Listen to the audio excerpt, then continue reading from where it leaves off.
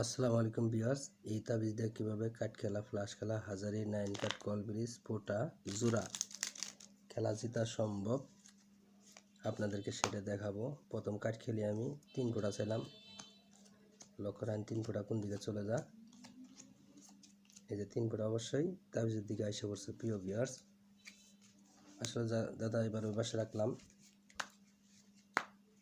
2 ফোঁটা ছিলাম। এবার নিয়মকানুন মতো খেলতে পারলে প্রতিবারই জয়। এই যে প্রথমেই চলে গেছে, জেতা সম্ভব। তাবিজ যেদিকে থাকবে সেদিকে যাবে। এবার এই পাশে রাখলাম। লক্ষ্য রাখেন, লক্ষ্য রাখেন। এবার ছিলাম টেক্কা। দেখেন টেক্কাটা কোন দিকে চলে যা।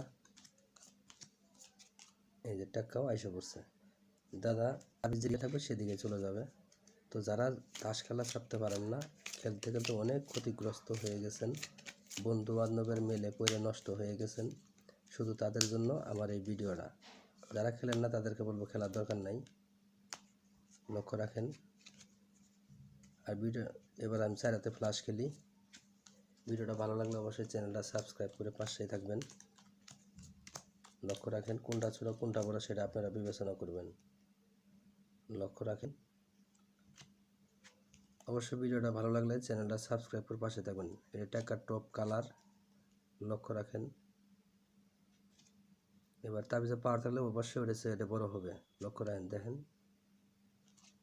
Viewers, 10 top run. ধন্যবাদ ভিউয়ার্স ভিডিওটা দেখার জন্য।